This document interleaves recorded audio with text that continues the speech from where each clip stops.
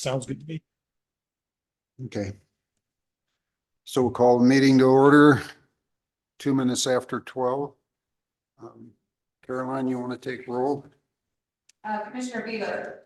Here. Commissioner Curry. Here. Commissioner Mandel. Here. And Commissioner Truax. Here. All right, we have 4 board members present. Okay. Last month's board meeting minutes. You guys had a chance to read them over. Any questions, additions, or corrections? I'll move to approve the minutes from the August 15th board meeting. I'll second.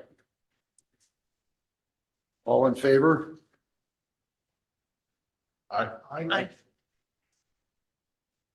Okay, we have no special presentations.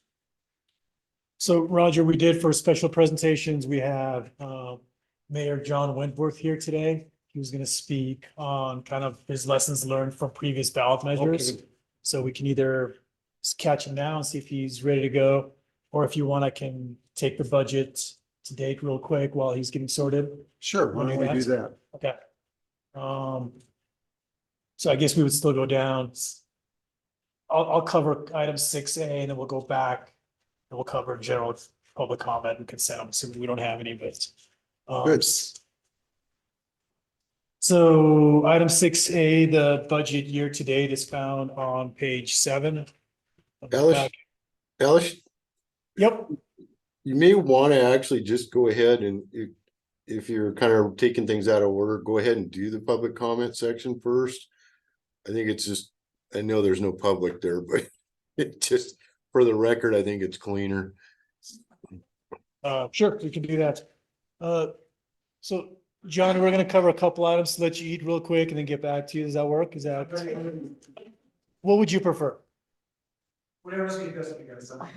Right. Board chair, what would you prefer? You can have. Uh, I can go now if you want. sure, why don't we Does that do work? for that, you? John? Great. Then we don't have to go out of order. We can. Where would you like? Did we do what Brent has though? He said public comments?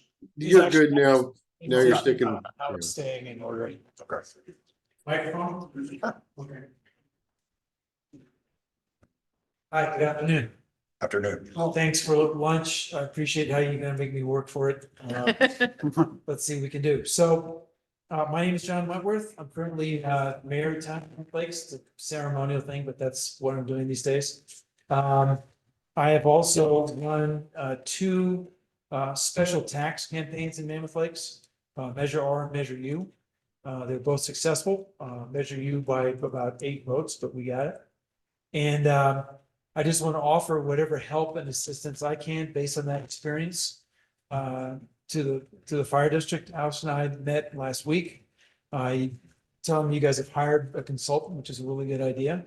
And I'm just here to offer any assistance I possibly can. I tried to help out a little bit the last time around. And there's some capacity missing, I think. But I think this time it sounds like, you've got the capacity you need in place, which is really important. But also I think coming out of this last winter, you have an incredibly compelling and important story to tell. With all the stuff that's happened, very much, frontline, face of this disaster for this community was coming from the fire district. You guys were right in the front lines of everything. I think this starts to tell a story for the community. It ain't just fire. It's fire and it's all this other stuff too. It's a capacity that's really needed in this community. I can babble on. I'm a politician. I can talk forever. But maybe you guys have some questions or maybe just when I'm available, I'm more than happy to help and do whatever I can to help you guys. I don't have any questions, John, on the measure, but what concerns me most is the staffing that we have here for the fire department. People call in, they've got an emergency, they get a fire engine and 2, maybe 3 guys on that rig. And if we get something going on up in Old Mammoth, in the afternoon when the wind blows, we get a lightning strike, whatever starts the fire, there's a good chance we're going to lose half the town. when it comes through here. And it seems like there should be some way that we could, the town could allot some of the money that comes in on the TOT so that we have, Station 2 manned, this station, and we've got 4 men on the engine that's ready to respond to that. It's going to be the initial response that makes the difference whether or not we stop whatever it is that's coming through. And I mean, it's just a question of time. It's not if it happens, it's going to happen. And we've been lucky for so many years with all the fires around us that what we're looking for in this measure going through, if it passes, it really isn't going to be enough to bring us up to what the community needs in here as far as fire protection. So excellent question. And, the town, we're thinking about these things all the time. But a couple of things I'll just share amongst family as to where we're at in the community with funding and money and all these different kinds of things. Mhm. The first thing is Alicia and I have been meeting and working, and I've been working very closely with the White Park Institute and the Donut Project. That has got support now from the Eastern Sierra Council of Governments. That is a new regional joint powers authority that is now able to incubate and stand up. It's a multi-million-dollar grant that's come into them. We're also working with a group called Blue Forest, which is a funding mechanism that's going to hopefully help us get to, it's $150 million project. That's the low end of it, to deal with the fuel situation, certainly surrounding town. In town's a little bit of a different story, but we're doing a lot of things proactively in the fire environment to try to do something better. On the town side, coming out of the almost bankruptcy, a major restructuring went on in the town. I've been on council since that basically happened. And we established a very simple, but very, I think, very effective budget discipline, which is we budget to our nut, 100 and some odd California public employees plus everything else. We budget to that. And then the TOT will make a projection, but we don't spend any of that money until it comes in. But it comes in over the course of a fiscal year. So we can, as the unencumbered funds come in, Mammoth Lake Tourism is doing a great job helping bring that in. Then we have money to spend within that fiscal year. But the harsh and troubling reality is that nut, our staff, that public staff, we've been having surpluses for many years. These are California, this is a California, incorporated town. That's going up every year. And at recent council meetings, we've been we can see the horizon where that nut is going to start to cross with what we've been bringing in. Yeah. So to be able to provide any kind of a reliable kind of funding to the fire district, to anybody, it wouldn't be a good idea. Because we're going to get to a point where its general fund is not going to be there. And then, okay, it's going to go away if we spend on something else. Not to mention the fact that housing, you can see out the window, you can see the parcel over there.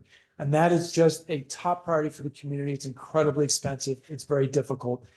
There's a lot of vagaries. There's a lot of stuff in there that's not going to give you the reliable baseline of funding that you need to even just do the minimum. I think if we can get this thing through, I don't know exactly what you're proposing, but I'm certainly going to do everything I can to make it happen. I know everybody in the community is going to do the same thing. Let's get this thing through. Let's get this thing done. And then let's see where we're at as we move forward. Yeah, okay. When you did pass the 2 measures you Yeah. spoke of, did you have outside counsel, outside help, outside? like, Absolutely. Thinking of. doing? Absolutely. Can Absolutely. you expound on that and how? Yeah, we all, we're all geniuses, right? I mean, oh yeah, we're gonna go out and pass special tax measures. We don't need anybody to tell us what to do. Well, when you hire someone who works in that arena, they take your ideas, they take your instincts, they take your local knowledge, and they translate that into something that is designed specifically to garner votes. And it's a critical mechanism. It's a critical piece. And whoever you're working with, they might say, that's a good idea, that's a bad idea, you'll be able to veto things, but you get an objective, out of area set of eyes and knowledge and experience that can say, that's gonna work, that's not gonna work. It's invaluable. So from the town standpoint and your personal standpoint, do you feel that that was money well spent Oh, absolutely. towards making a success on the two measures? Yeah, and to be clear, Measure R, I also work at something called the Mammoth Lakes Trails and Public Access Foundation, MLTPA. MLTPA ran that campaign. It had nothing to do with the town. We put $50,000 into that campaign. And it's generated, what, 9 million or some $10 million to date. There's no sunset on it. It's never going away. We have a trail system that CRC is going to get done. It's going to be beautiful. You guys, your jaws are going to drop when you walk in that thing. You see what that thing looks like. Those are the kinds of things that those things make possible. Wasn't part of the town. It was a nonprofit foundation. It's not, it's different from the special district, but it was a third party that did it, ran it, that garnered the community support, and it worked. And it's absolutely worth it. Especially for you guys, especially for what the work that you're doing. It is a no-brainer. It is critically important. We are on the front lines of changing climate, in case you haven't noticed. We're gonna be hot dogs one year, then we're gonna get buried in igloos. Oh, we're gonna go back to igloos. We got hurricanes. I mean, we're in the front lines of this stuff. And the capacity that you guys have, the work that you could do is absolutely critical to our future. Do you have some advice that you would give to the district on how to get this measure passed if you decide to go that route? You talk to your friends. Well, first thing is work with a consultant and get the elevator speech, the one sentence thing down. So you all know it. It's in everybody's brains. Get a couple nice little pieces of collateral, nice looking things which these people produce for you guys, and then just work it. Talk to everybody. Get prepared for some phone banking. If you get up to election day, calling everybody, touching everybody, there's only, there's about 1,000 people on the phone list you can get from Morrow County, all the registered voters. Call them, talk to them, tell the personal and very compelling story that you guys have to tell. Because it's a no-brainer. And I'll tell you one interesting story with Measure R. The town council initially said, okay, we're gonna do a general fund. It's gonna be a general fund tax. Okay. I started talking to people and they said, well, wait, okay, fine. You want to do recreation trails, parks? That sounds great. But is it going to be in the general fund? Oh, yeah. Well, I'm not going to support that. What do you mean? What do you mean I can support that? Well, it's going to go in the general fund. I don't know what's going to happen to it. So we changed it to a 2/3 special tax measure. And we could say it's going specifically to recreation trails and parks. It can't go to anything else. 72%. So that's specific. It's going to be for this. This is what we're going to do with it. Tell the story. John, last time it seems, from memory, and you can correct me, we had less than an effective result with getting support from council and town and everything else. What, without going into what we did wrong, how do we correct that this time? Dan Holler is back in town next week. Whenever Dan gets back, sit down with Dan. Let's sit down with Dan and figure out legally, there's legal stuff in there. I don't, whatever that is, let's do that and make sure that the council, passes a resolution, provides whatever support it can. Okay. But let's get that figured out. Okay. Yep. Board Chair, if I could add a couple comments quickly on that. Side discussion, but the white bark work and the work with Blue Forest is incredibly important. It's on a agenda item I have coming up later, so we'll get to that one. But I don't care how we keep this town from burning down. We just have to keep this town from burning down, whether that's me doing the job or Janet Hatfield. The reality is these are large problems and they require multiple organizations to work together. So I think we're heading down a great direction with this. And it's one I'm going to touch on later. Couple things. Met with John, the mayor, last week, and it's actually perfect timing. Everything he said really made sense. Our senior staff with chief officers sat down this morning and we're working through essentially props and measures is doing a poll of the community. And that's to really understand things like God mentioned, general fund versus special tax. So we really understand what the right messaging to go out with is. And we put quite a bit of work into that this morning. And the mayor offered to help us through that process as well. So it really is the right time to get a little bit of this external input, making sure that we're also reaching out to groups. I met with town staff. I got to speak on the fire district. Of course, I use that as an opportunity to speak about our strengths and weaknesses and where we need support. Last week, Chris Bubster has me speaking in front of a group on Sunday. So a lot of that's already occurring. I've been very deliberate and careful to make sure I don't get a little ahead of myself. We have a year, which seems like a lot of time, but it's actually not. But I do want to make sure I'm going out with the proper message over the next few months. So the intent is to get in front of town council for opportunities. And again, we can't run a campaign, but we can certainly provide information for the public. And I think we actually have a responsibility that the public understands what they have in a fire district and what they do not have.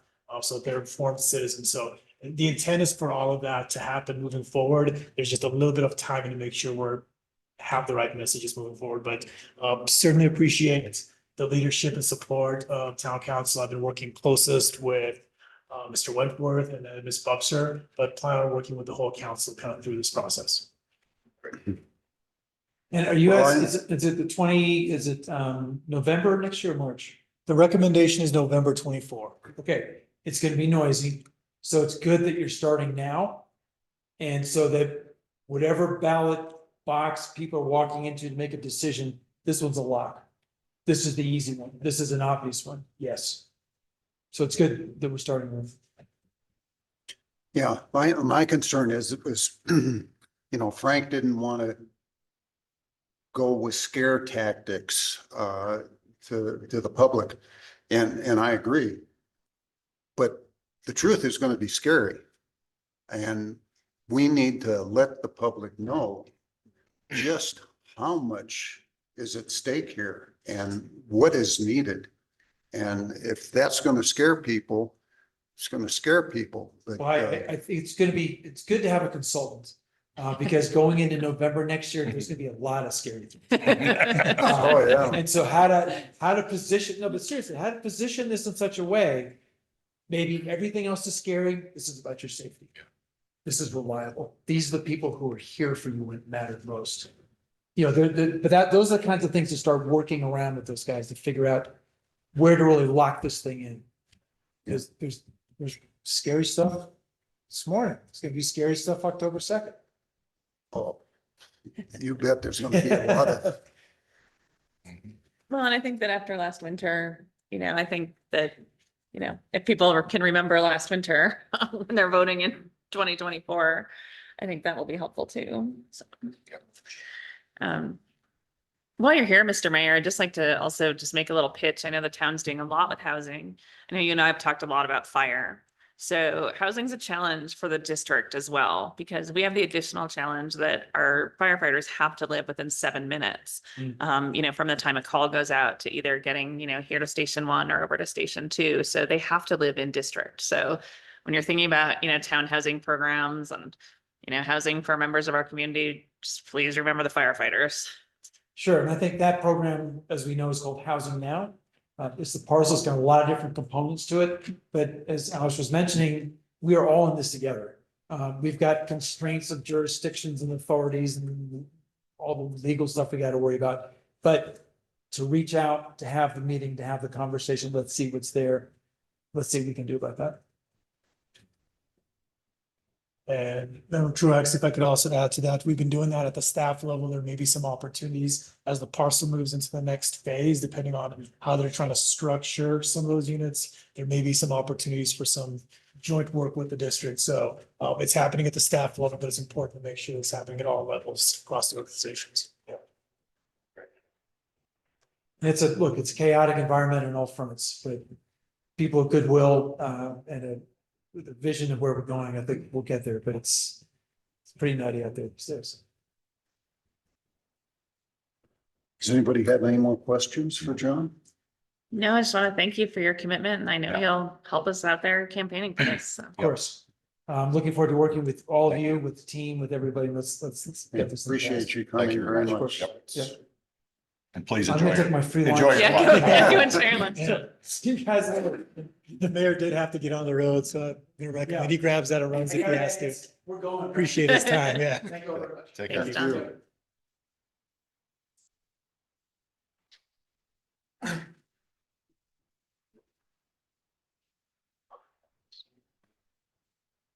Yeah. Any public comments? None? Okay. No consent items, budget. Okay, moving to item 6A, review of budget to date on page 7.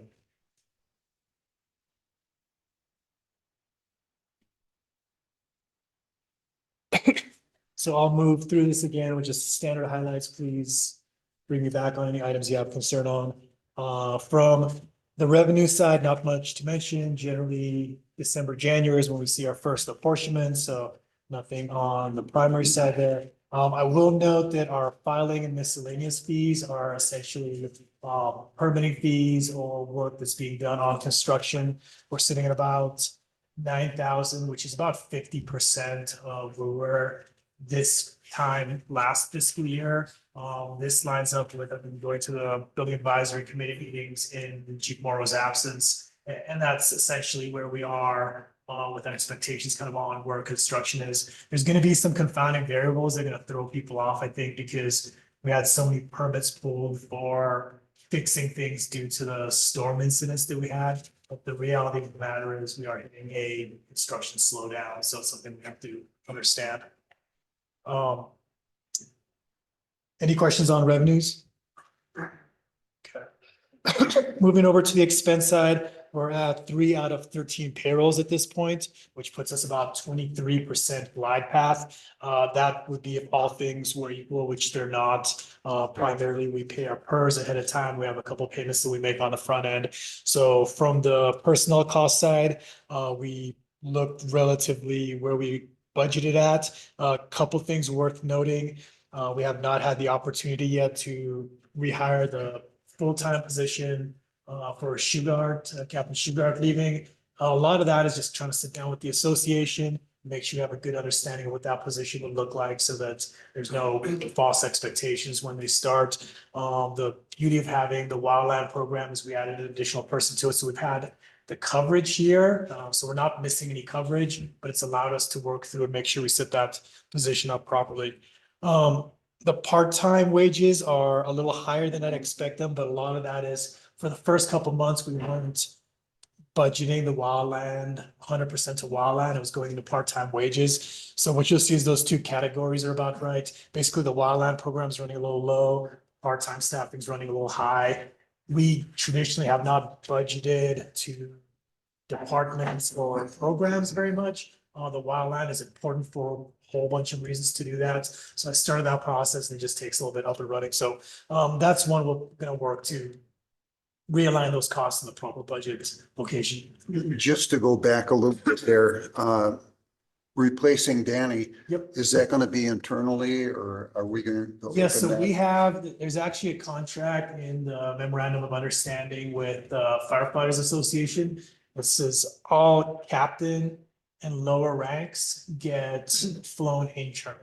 Okay, great. If they came back with no suitable candidates, we could come back and look at something, but I believe that's been a good policy for a long time. It does frankly limit some of our hiring opportunities because the reality is, you know, we've already limited the pool and then we have quite a few part-timers who don't want the position, but traditionally we found successful candidates in-house and that's why it's been a good policy. And it also gives, you know, people an opportunity to work towards some of those positions that we have, if that is their intent. So, Okay. correct, we'd be hiring in-house. Good, thank you. If there's no other questions on the personnel costs, I will move to administrative expenses. This is again relatively in line with where we'd expect to be at this point in time. Other than obviously there's some inflation costs that even though we've budgeted them up, keep going up, such as food. The other one is our liability insurance was paid upfront to that amount, so that is the full amount, which I guess compared to the last 2 years, we're going up 200% each time is a relatively positive occurrence, but still a little frustrating. So total admin expenses are currently at 53% of the budget, but relatively on glide path with where we would expect them at this point in the year. Moving on to logistics, the largest purchases you'll see in this category, there's if you go through to equipment's maintenance, this was something that was actually authorized last year, but 33 has been over on the west side for how long now, Chief Walker? All summer. They actually are just completing that, so Chief Walker's gonna go pick that up tomorrow if the winds cooperate and he can get over there with Captain Lucero. They ended up doing a little bit more work on it. It was about 27,000, and then since we had it in, we did some electrical and a couple other things that it needed. So it's gonna be coming back for about $45,000 total. That being said, when you look at the cost of the new one of those, it's worth the effort. It's gonna be honestly nice to have it back at the station. We've been running 32 as our second out apparatus, which truly is a wildland setup rig. It's not designed for a lot of what we have to do in all hazards. So it's gonna be great to get 33 back. And then we'll be speaking on the tender later, so I'm not gonna touch that too much. Other than that, all the categories are kind of relatively where we would expect them. Computer supplies is a little high, but it just has fluctuation. That's just the purchase of full computers actually. So nothing that we would not expect. Logistics. If there's no questions on that, I'll keep moving through. Prevention is sitting a little low, and again, the cost there is what we pay to Interwest for the consulting work that they do on our permits. So essentially, whenever we see less permits coming in, both sides get affected equally. So expect that category to come in lower over the course of the year. Training is sitting kind of right where we want it to be. We do intend to get a couple more classes in the fall. Some of those are being supported by Cal OES coming in here and picking up the instructor side of that. So that's an important component for keeping those costs down. We're also working, actually have a meeting later this week with Sur Coastal College to see if there's any opportunities to work with them. But for the most part, we move kind of through our spring training time, and we'll have a little bit this fall, really with our big external push on training being next spring. Moving down to utilities on page 9. Fortunately, everything is fairly in line. Propane is a little lower, but it's just because we haven't had any winter months yet. So fully expect that category to catch up to its average. And that's where we are 3 months into the budget. Any thoughts, questions, or concerns on that?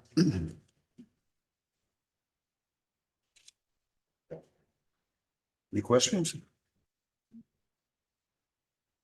Okay,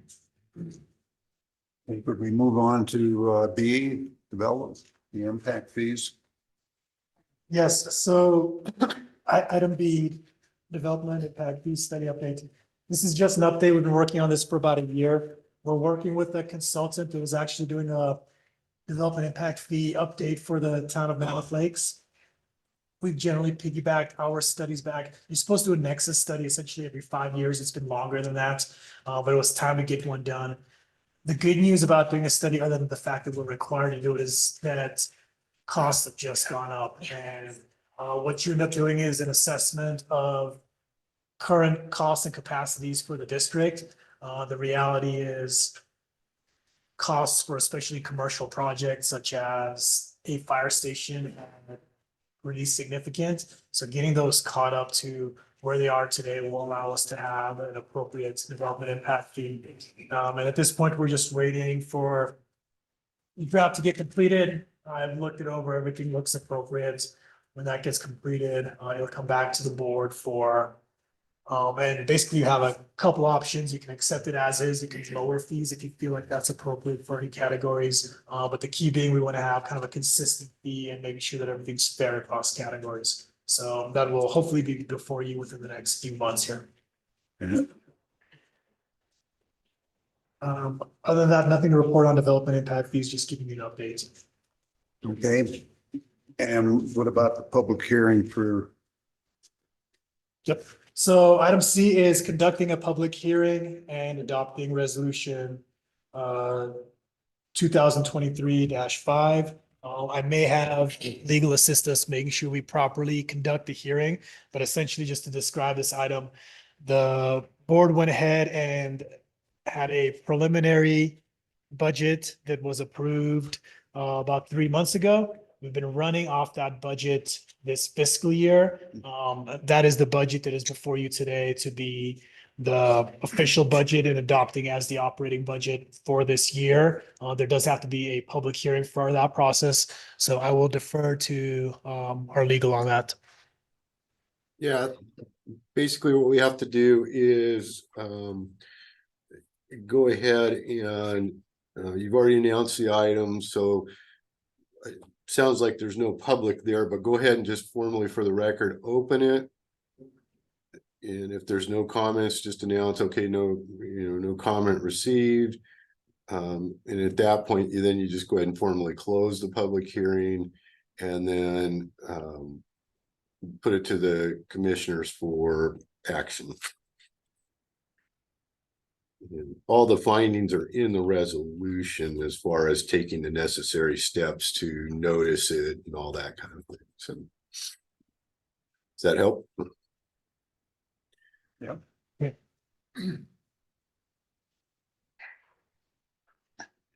I guess we can move on to old business. So really quickly, Chairman Curry, it's a little bit of we have to go through the actual steps in the sense that if you could formally say you're opening a hearing, we'll see if there's any public comment. If we don't have any, we will close the public hearing. Right. And then that'll give you an opportunity at that point. The board will decide if you want to have any discussion on the item. I could certainly provide a little more information on any items that you have. And then we would formally adopt that resolution. And you want to do that now? Yes, correct. Okay, great. I was thinking he was gonna put it off till next. I hope not, because I want to get it done and over with. Okay, 3 months into your,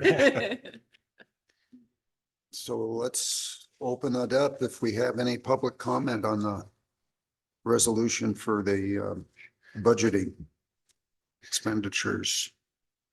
Board Chair, there's not appear to be any public comment at this time.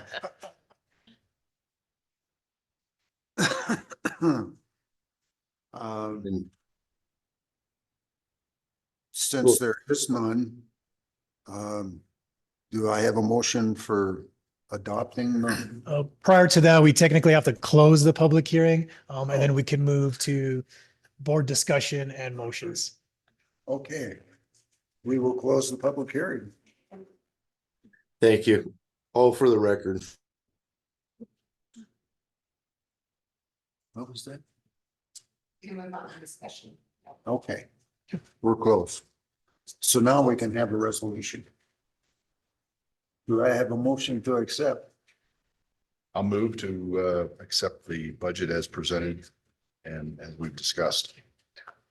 And the second? I would second that motion. Okay, any discussion? Okay, we have a motion and a second. All in favor? Aye. Aye. You need to take You a gotta go roll. Commissioner Bueller, what is your vote? Yes, Chair Curry, what is your Yes. vote? Commissioner Mandel, Yes, Commissioner Truax. Yes. All right, the motion to pass resolution 2023-05 carried 4-0. Okay, that now takes us to old business. And Commissioners Bueller and Truax on the current and potential board vacancies. I would start it off by saying that we were very blessed, I guess you would say, to have 4 very qualified folks who wanted to be considered for the positions. Betsy and I interviewed all 4. And we have come to a decision amongst ourselves. But I'd like to say that just this morning, yesterday morning, just before Betsy and I got together to go over our thoughts on the 4, Mr. Britton called me and said he's got a lot on his table and wanted to pull his name. So the names that we had before us is Mike Britton, Chris Bulkley, Dave Easterby, and John Stalvin. And we interviewed all four of those folks. Do you have something to say on any one of them? Or? No, I would really just like to echo that, Brett and I found them all to be very qualified people. Everyone was, on time, engaged, came with a variety of, experience and background. But what I thought was really great was that Brett and I really landed on kind of the same preferences. So. Yeah. And I guess the proper way to do this would be to just come up with the name that we have decided would make a good fit for the board and would recommend the board consider that person. If you have any questions, you can certainly voice any questions. And that would be Mr. Bulkley, Chris Bulkley. And I think he would bring a lot of energy to the board. He brings some youth to the board. And he brings, I think, as I understand it, he's in second command under Clifford Mann up at the mountain. And before the meeting here, I came down because I came down from Canyon Lodge. They're flying the towers for the new Chair 16 today. And so he's got his hands full up there, but I think that he would be a person that works well with big operations. And he obviously is a person that works well with crews or lift operations. So personally, I feel very strongly that that would be prime candidate number one for us. And then that leaves us open for when I'm out of here, which might be sooner than later now. So that would leave us with two people, Dave Easterby and John Stalvin. And then one of those candidates would be an excellent option too. But we're here today to discuss the position for filling Buck's position. Mhm. Any questions or concerns? Or No, I think it's a great advantage to have somebody that's tied in with the mountain. that was To feeling on be my end, yeah. on the board. Well-rounded person, involved in the community. I think, wouldn't you agree, Betsy, that he had, a question that I had for him was, what is your desire? Why do you desire to be on the board? And I think he answered that he has a lot of passion for community. Explain that. Yeah, I really like that, he spoke about his role at the ski area, but primarily he's really interested in the community and community engagement. He has some history of that when his kids were younger, and then he got busy with work. We did talk to him about his, time commitment. He obviously has a big role at the ski area, but he's very comfortable with the time required. And I just think will be a really great addition to the board and to the district. And to be clear, as you mentioned, he has a pretty big time commitment up at the mountain.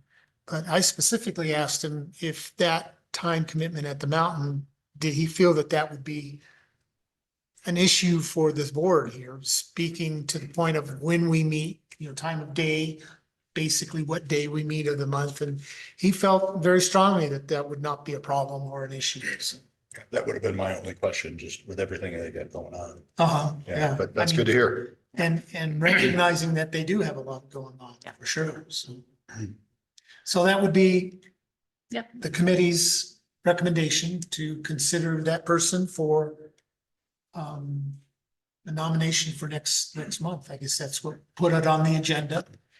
Yeah, so, and just a point of procedure, if the board feels that it has enough information, then we could simply move next meeting with a intent to appoint that individual for that position. If you felt like you needed to gather more information, we would agendize it separately and potentially have a special meeting. So ultimately, it kind of depends on the board's intent and pleasure at this point for how you'd like to move forward. I mean, personally, I'm fine with the decision of, Brett and Betsy.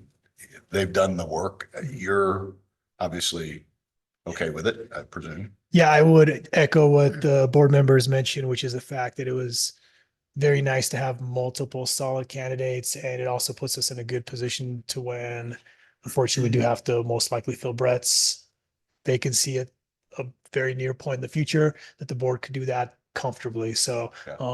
I think we are in a good position. And I would ask the board's direction, do we want to have the committee contact the other two people, remaining people, to let them know we've made a decision? It's not them, but that we appreciate their interest and would, if we can, keep them on the list for the next consideration. Well, Absolutely. yeah, I think that that's appropriate. The question Yeah. I have, and this goes to what you said sooner than later. Are we in a position where you all have a number two? And that the timing is close enough for approval?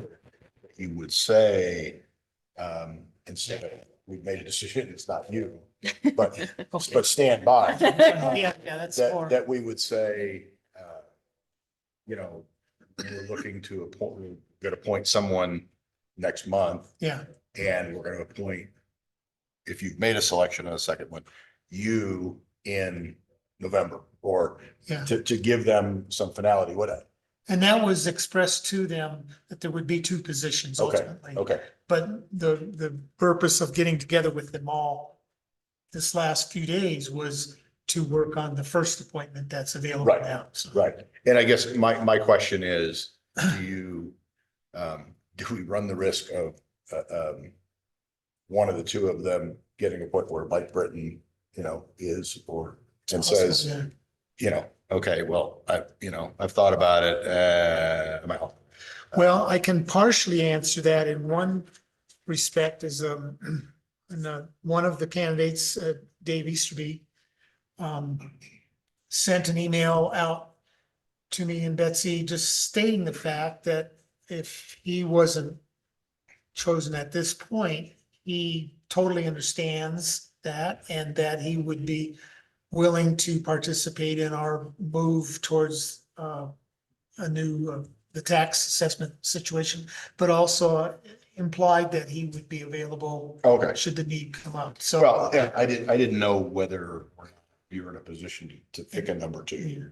And the timing works that you would just say, okay, here's our two candidates. One is next month and one is going to be whenever, I'm not Yeah. pushing, but you know, before the end of the year. yeah, before the end of the year.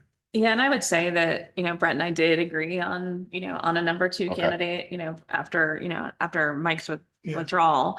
I guess one question I would have for the board is, do we want to just leave do we want to leave the door open in case somebody else, we could go ahead and do the appointment with Chris next month, but when Brett does officially move out of the district, do we want to leave the door open in case we have another interested party crop up? So. I think that's a. Yeah. That's fine. And And on the other person, as far as Mr. Stavlo is concerned, my impression and recollection of the discussion at the time was that he would be available whenever. Okay. So, Yeah. yeah. Okay. Does that answer your? Yeah, I just, what threw me, not threw me, what I was really questioning was, when you said sooner than later, Yeah. I don't know if you're gonna be having this discussion again next meeting, and if we are we better off to just do it now and bring on, one now and one in November? Or, So I but would, if they're gonna be available and they're not on the edge, then there's no reason to do it. yeah, and again, that's where I would, we'll obviously have some procedural hurdles we will have to work through. Fortunately or unfortunately, we've gotten better at them because we've been, working through quite a few of Yeah. these recently. Okay. But the good news is I'd say we are in a position to, when a vacancy comes up, we have qualified candidates, Yeah. and I believe the And we board leave the has door open. intent on who they would like to fill those with. Great. is, Yeah. is there any reason why we can't go ahead and decide now on? Yes, unfortunately, because it's not agendized, Yeah. we cannot decide on it till the Oh. next meeting. That being said, we also, we do have to follow these certain procedures where if you wanted to sit down with all the candidates, depending on how you felt, if you had enough information, what we did was set you up for success, no matter which path you wanted to go down. And unfortunately, what that means is until we have that individual appointed, all votes and matters will just go to the four of you. But I believe the intent of the board is to have that fifth individual on at the next meeting, and we can certainly make that happen. So you need a motion to agendize it next time or not? That would be, I don't even think you need a motion, Alex, 'cause I Okay. think it's just seeking board direction, so as long as you have a kind of direction from the board as to what to do, you can just bring it back. so That's fine. staff I don't- has clear As direction far as I'm and, concerned, I don't need to meet with them. I take. Okay. Have faith in Betsy and Brett's. Yeah, Thank you. and I agree. Well, that's. I was curious, how old is our candidate? I don't know, didn't ask. Okay. My guess would be, I'd say early fifties, but I Oh, don't. good, as long as he's. I'd stay away from that discussion. yeah. Yeah. I would, yeah. A mere child. Yeah, right. Okay, so we don't have to make a motion on this. No, Thank you're you. providing staff direction. Thank you for your work. Okay, Betsy and Brett. yeah. Everyone was super gracious too. It was really a pleasure. Good. Well, then we can move on to new business. Chief, are you gonna take this? I'll let Chief Walker give you the details, but essentially there's a grant we go for every year.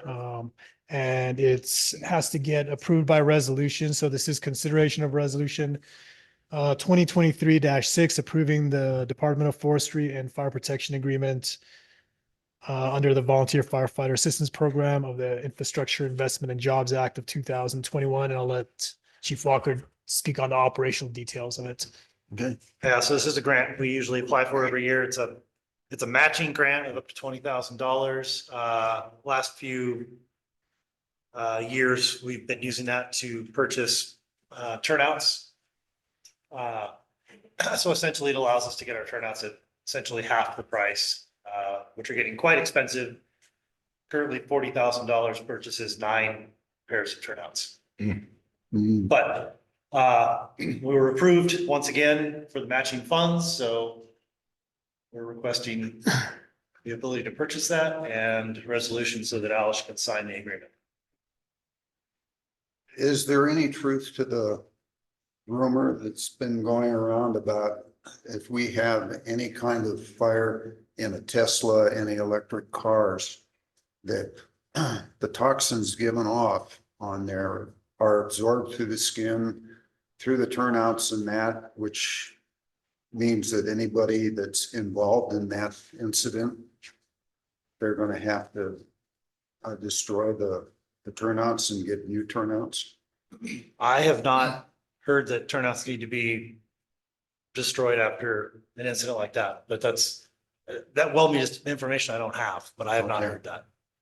All right. May depend on the severity of the fire. Yeah, I'd also note that, we actually have probably a high ratio of Teslas in Mammoth Lakes compared to the rest of the country or the world at that matter. And we've had quite a few Tesla accidents. I collect the little firefighter cutoff tags when you disengage the electrical Yeah. battery from the rest of the system. And we have not had significant fires. Now, there's absolutely the potential for that. Our biggest concern with that, honestly, is the copious amounts of water that would take to put out that type of fire. And we have a fairly robust supply in town with our hydrant system.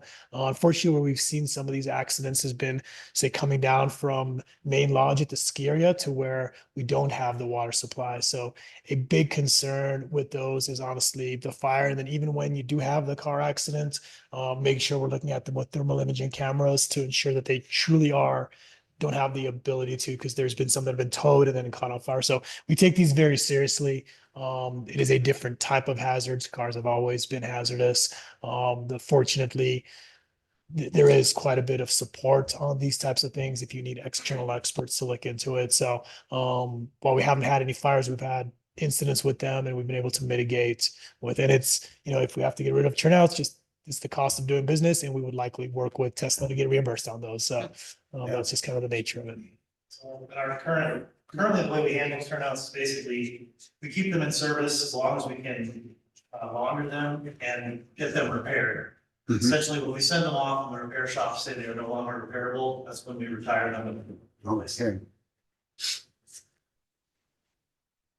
Okay, Well, I'd move to approve resolution number 2023-06. I would second. any discussion? Caroline? Commissioner Bueller, how do you vote? Yes, Commissioner Curry, how do you vote? Yes. Commissioner Mandel, how do you vote? Yes. Commissioner Truax, how do you vote? Yes. All right, motion, carries 4-0.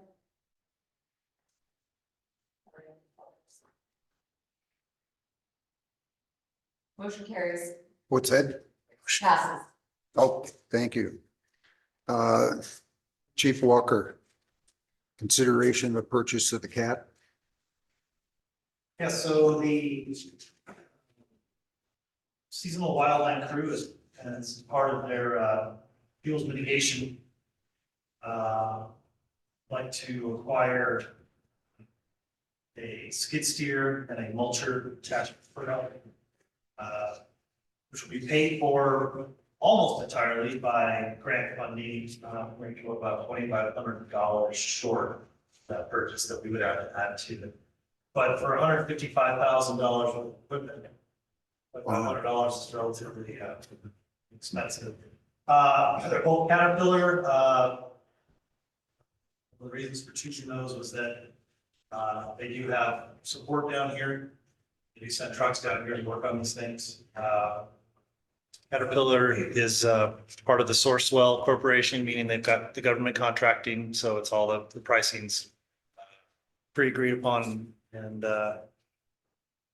so, yeah, but according to our rules and regulations, we need to bring this before the board before we can, even though it's majority grant funding, we have to get approval for the purchase of these items from the board. Man, pretty much seems like a no-brainer. Chief Brooks, I see your name is attached to this information point. Do you want to add something? No, just as Scott said, it's part of the $588,000 grant that we have in place that supports the fuels mitigation division. And we put this in as a plan. It's approved by CAL FIRE, and CAL FIRE just says you purchase it based on your department's policy on purchasing. So there's no other binding pieces to that. $2,500 is certainly money well spent in this issue. Right.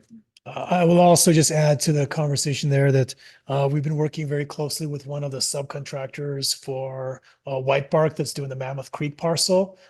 They're a bunch of ex-hot shots out of the Reno area who have quite a bit of this equipment. And when they saw what we were looking at purchasing, they do this day in, day out. They thought this was a very appropriate purchase for the type of work that we're looking to do. So it's basically ground vetted at this point. And just to be clear, what is the mulcher actually going to be doing? Mulching. So it's actually a masticator, it's the true name. Again, kind of working with the folks from the foresters that are up, we learned a few more things about it. But its basic job is our plan is to work not out in the forest, but just off edges of roadways, edges of all the MUPs, the bike paths through town, kind of short right against that. This would just allow one of our operators just to walk it along the edge of that and take that out the width, which is 60 inches, to clear from that to give us that buffer. It also can be used on projects almost like a snow blower, in that if you have a lot of litter still on the ground from dropping trees, they actually use it to go down and they shred that material on the ground and then open chute broadcast it across a much larger area. So it saves you the trouble of having to rake up a lot of this material. The other piece to that is the grant ends in 2025, and at that point in time, CAL FIRE gives us the equipment.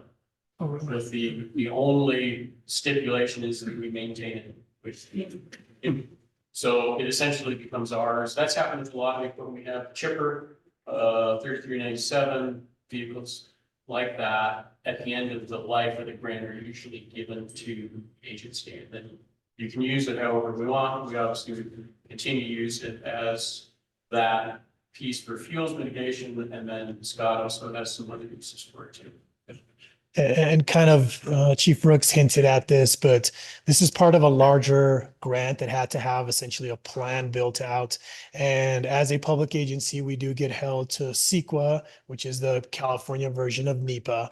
And one of the things that we found is this could be an excellent tool working, as Chief Brooks mentioned.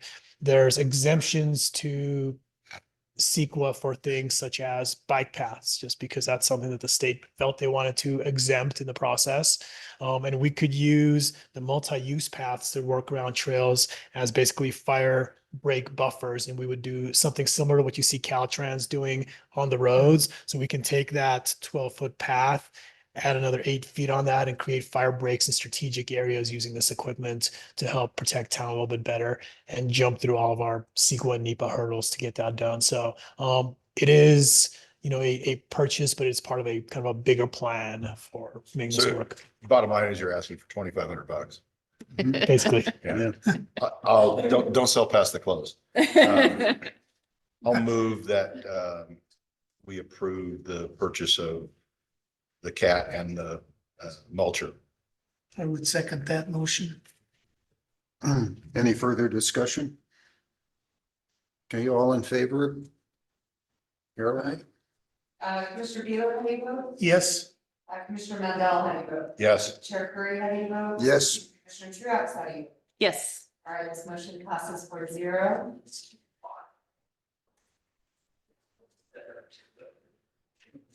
Okay, that moves us to chief officer and staff reports.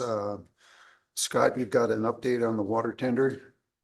Yeah, I was hoping to have different news for you guys. You supposed to arrive on Thursday. It's not arriving on Thursday now. It is currently in Modesto at Burton's.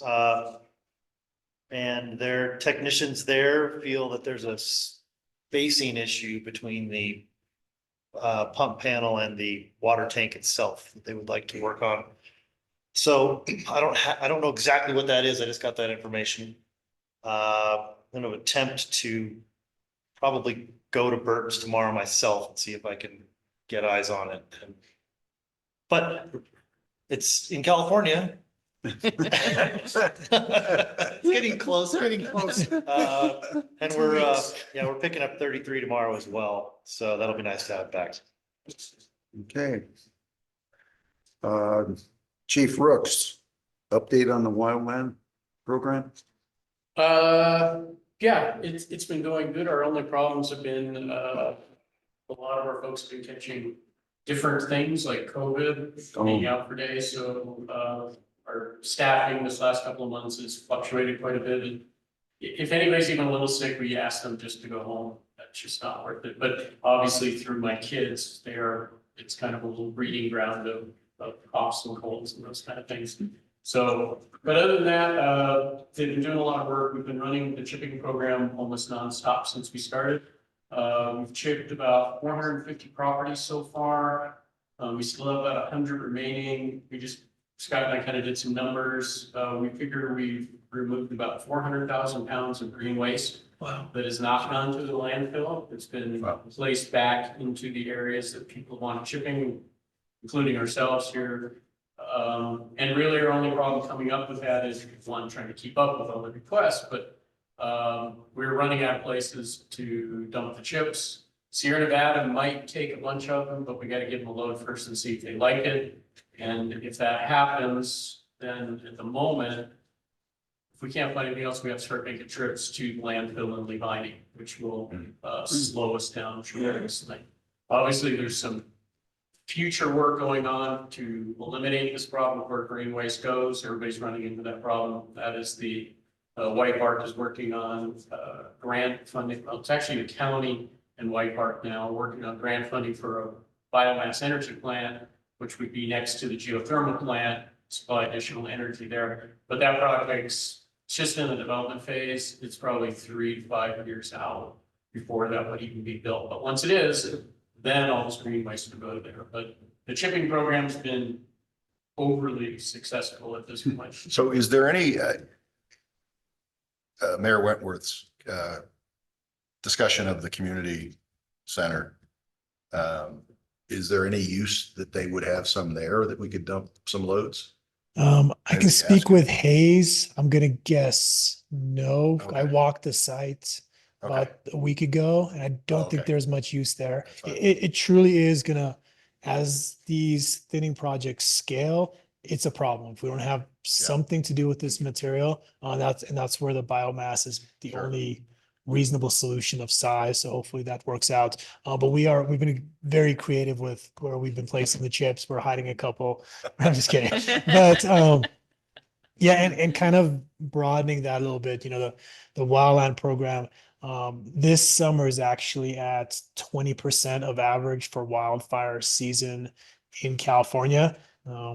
That's a good thing in theory, although next year if the fuels grow, it Yeah. will be a problem. We still potentially have the Santa Anas, but there's expected moisture down south, so it most likely will be a quieter season.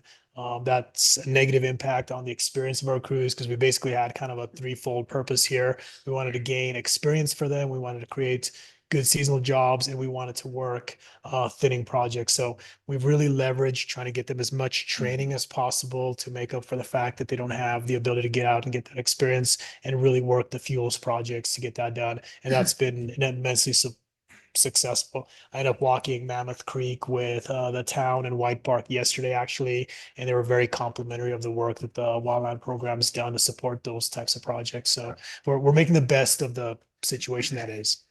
Yeah, we've actually completed a couple of projects, one for our own benefit and to be the right word is, but since we're out telling folks they need to clean their property, we decided that we needed to attack our Joaquin property. That was a pretty big project. We put about 6,000 pounds of green waste. After raking that, we dropped 10 or so trees, some of them dead standing that were hazards, and even adjacent to the property because it was the right thing to do. Limbed up, cleaned up, and at the same time produced a whole bunch of firewood that goes back to our members. So that was a good project. And then with White Park, we actually got a piece adjacent to their Mammoth Creek project that somehow was not in, well, we know why, it wasn't included in their project scope, and so they couldn't do it, but it was right adjacent to it, so it was kind of funny, you'd walk along, go see all this work done, and get to this little parcel. It was less than an acre that needed a whole bunch of work. It actually belongs to Aspen Creek Condos. We got permission from them to do work on their property. We did a CEQA exemption on that, and our folks went in there with Scott's help. We dropped about 60 trees in there. And we did all smaller size. We were able to ship everything right there and broadcast it right back out onto the property. So that was a good project for them. We have plans for another assist with White Park on the bell-shaped parcel. They've completed their thinning. We're gonna go in and remove some fuels that were left there from multiple years ago when CAL FIRE dropped a bunch of water pork beetle death in there, and the material was all left there. We'll haul that out. We also assisted White Park with a section at the end of Sherwin Street where they accidentally overchipped and spread. And so our folks went out there for a couple of days and basically hauled all that chipping and moved it and respread it out with them, and they were really appreciative of that. We still have a couple of projects to do. Except the bell shape's coming up, and then we're hoping if weather permits that we still have 150 piles to burn at Valentine to finish that first phase of the project. But it sounds like Valentine, been talking to White Park and Carol, that's probably gonna be, every year we'll be doing something with Valentine folks in regards to things like pottery. And then we have a couple other projects that White Park has asked us to work on that are again, kind of outside the scope a little of what they're doing in the Mammoth Creek, but the CEQA was already done on it. And so we'll be able to go in and do work in there without having to do any more exemptions for that. So, but those won't be till next year. So we're already lining up what we want to work on along with quite a few other things, but yeah, we've got a lot to do. And the piles are already piled in Valentine, that 150 piles to burn, or there? Yes, it was made up initially. We just couldn't, we couldn't find it because it was too much snow. And they're also quite a bit on the slope leading up to Panorama Dome. So they're in some interesting places. That'll be some hard work. Being doing those. If you want, we have about, I don't know, 75 or 100 gallons of Whiskey. methanol. That is probably around 90% alcohol. If you want to try that for starter as opposed to diesel, I don't know. I wouldn't drink it. That's why it's waste. You told So, us not to drink the hand look. yeah. But your guys' breath smelled great. Okay, So yeah, if you want to try it, I can give it to you in 2.5 gallon jugs and you can see what it does. yeah, we use a mix of fuel and diesel in the drip torches. Yeah. Yeah, I don't know whether it would work in the torches or not. So Thanks. Is there any chance of dumping some of that mulching up at the motocross? So some of the problems we ran into with chips is they don't like chips that come from another area brought into different areas because they carry different types of seeds and weeds, and they don't like those to transfer into another area. Yeah. So generally, like Valentine, we talked to them about, hey, do you guys do your road in there? And they went, no, because we can't allow chips from other areas, and the Forest Service is kind of the same way. I would never have thought of that. Yeah. Yeah, It's kind of like the same problem we ran into many years ago on wildland fires where noxious weed was being transferred across state lines, so they came up with this wacky vehicle wash system that everybody had to go through before you could be a fire. And that all out. So no, unfortunately, yeah, that's one of the things we learned. okay. All right. Any more questions? No, thanks for all the good work. yeah. Boy, I know the town really appreciates everything you guys are doing. How much more are you doing this year than you did last year? I mean, percentage wise or approximately? But just on chipping, we have a pretty good record of previous years. It's varied from 100 to 150, would you say? Requests for chipping versus what's gonna be over 500 for this year. Wow. We don't know. I think some of that also has to do with what the weather was, brought down a lot of stuff, but people are getting into it. We're getting actually more and more requests for our folks to come out and either do an evaluation on their home, and look at their property, give them some advice and stuff. And we're not even asking for that yet. We're not there yet, but it's popping up in people's minds. And I'm sure, once again, the freshness of Hawaii probably also. Sure. Most certainly, the incentive would be there for them to clean up their trees and their properties if you're disposing of the result of that. Yeah, I think that has a lot to do with it. And, for a lot of people, if I don't think they really have ever done anything like that, they don't know how you would go about having close. Yeah, Especially as time's gone by, it's become more and more difficult to take anything even to the transfer station.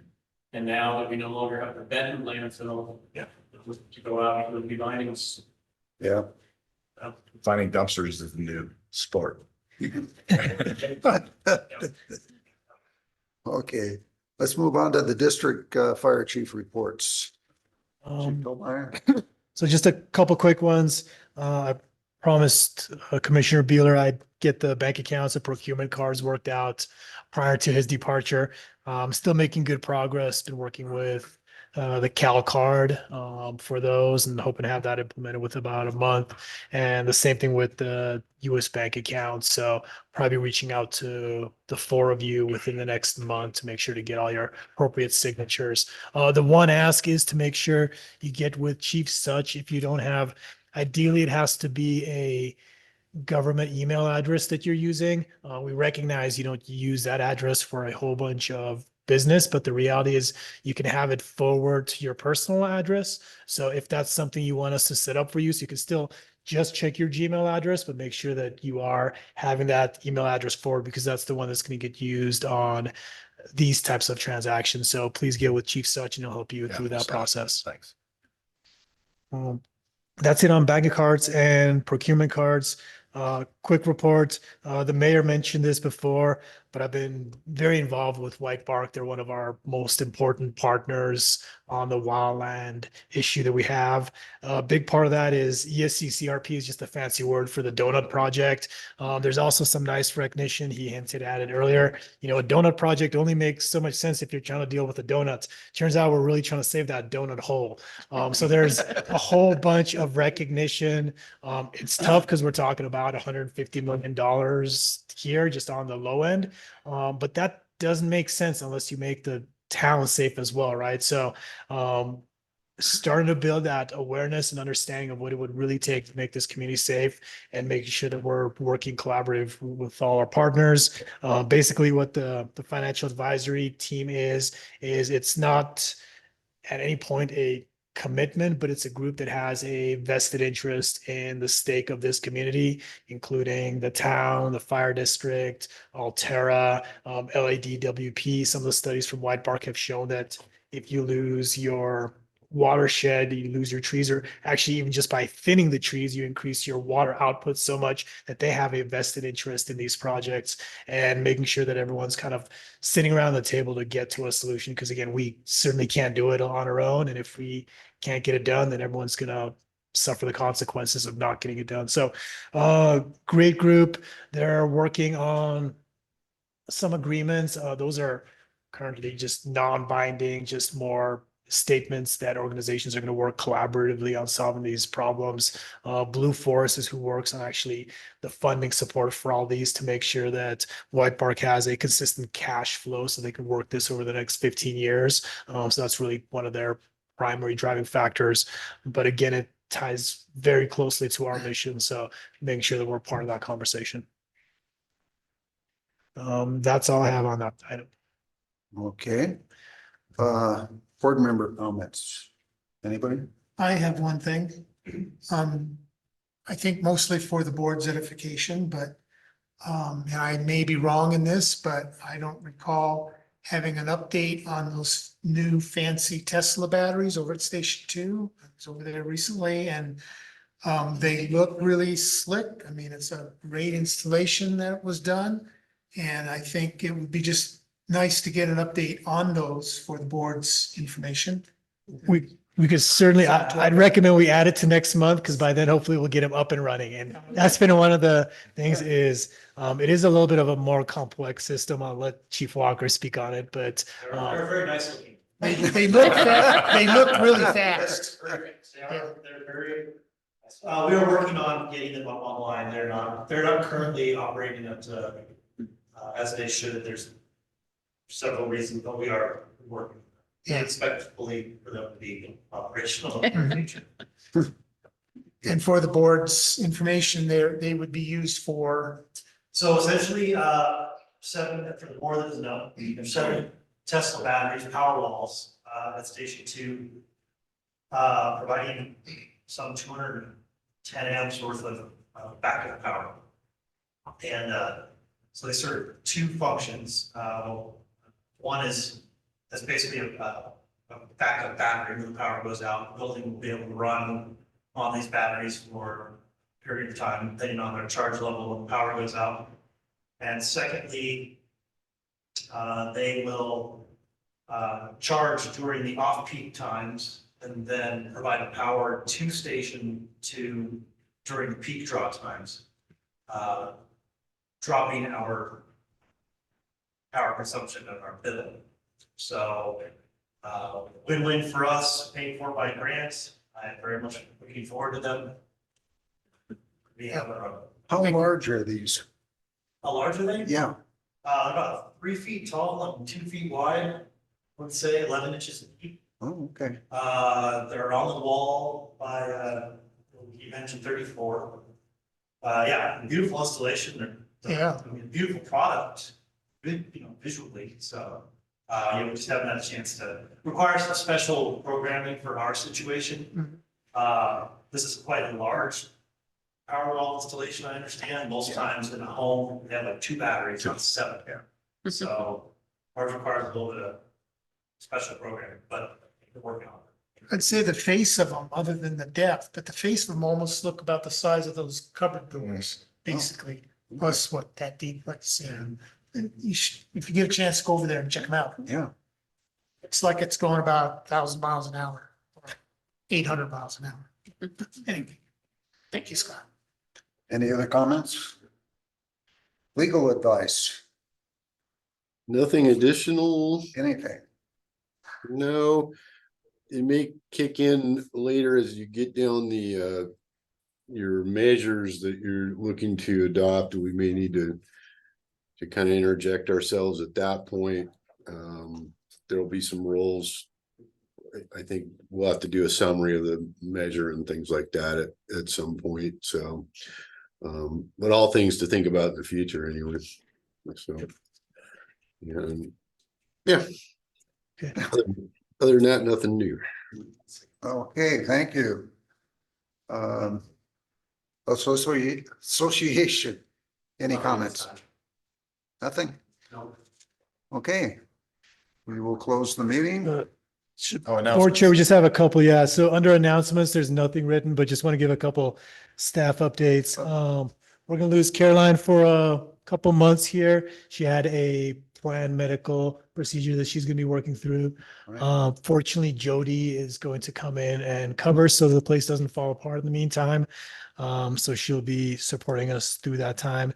And then Chief Morrow has been in and out a little bit. She attended our kind of chief officer meeting this morning. She probably has about another month before she comes back. But our goal is to be kind of full staff again once the snow is flying, although that could be Thursday. So probably not a realistic goal. But that's just an update on kind of staff. Okay. Very good.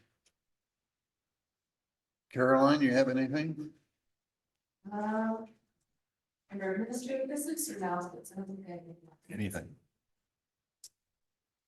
Next. Administrative business, I apologize, I'm looking at the wrong template. The next meeting I believe is scheduled for Tuesday, October 17th.